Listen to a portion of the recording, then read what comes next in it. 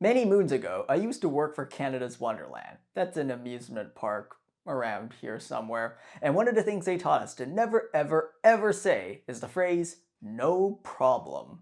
Why? Well, in their words, people are gonna think that there's a problem. Was a problem. You just solved the problem. So no problem. The phrase they taught us to use was, it's my pleasure, because it's my pleasure to help.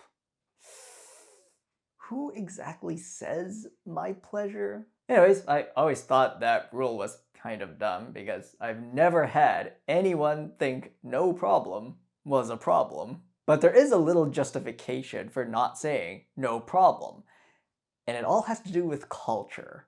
See, the phrase no problem is what we call a phatic expression. A phatic expression is basically a social greeting.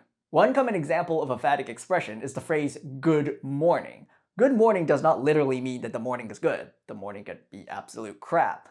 But good morning is a greeting, a way of being polite. It's a formality. To simply start talking to someone without a greeting, such as good morning, would come across as assertive, direct, or blunt. Phatic expressions are everywhere. They're a common part of everyday conversation. But they're not universal, even amongst the same language. The most common phatic expression that trips me up is the phrase, you alright. You alright is commonly used in British English to be the equivalent of, how's your day? How's it going? But in US and Canadian English, you alright sounds like there's a problem because you only say you alright when you're asking someone if there's a problem. I know a lot of people who grew up in Hong Kong when it was still a British colony, so I frequently get asked, you alright, and it still trips me up. Because, yeah, I'm okay, I guess. A little bewildered by your question.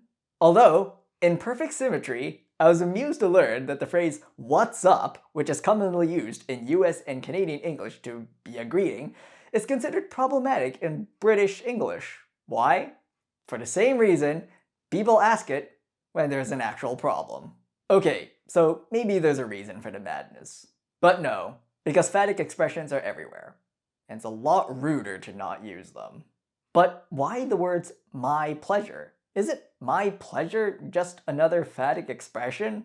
Because the phrase it's my pleasure is not used to convey that I'm getting pleasure from helping you.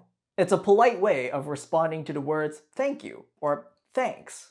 Now, the only time I have ever been told my pleasure was with dealing with front-facing employees like customer support. So maybe it's a corporate etiquette thing.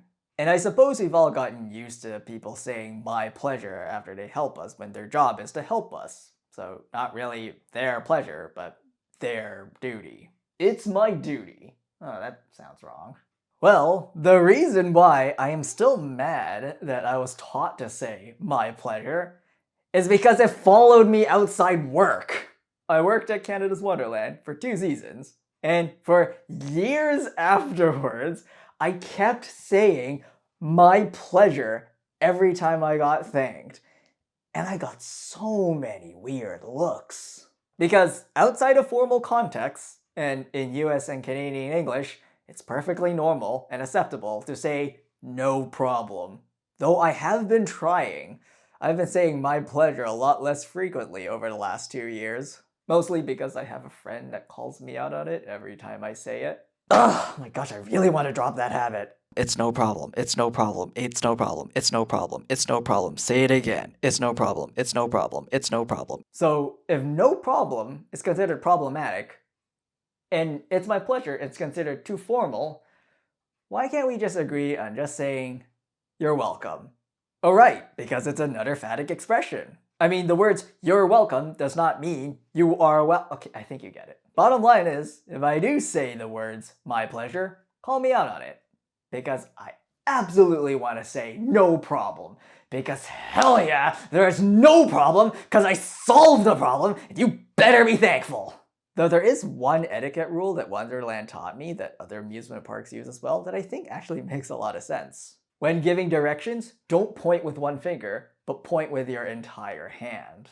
Because pointing a finger at someone can seem confrontational, like you're singling someone out. But pointing with your hand can imply that you're just showing an area to someone, like a guided tour. Problem solved. Right, hand gestures are not universal.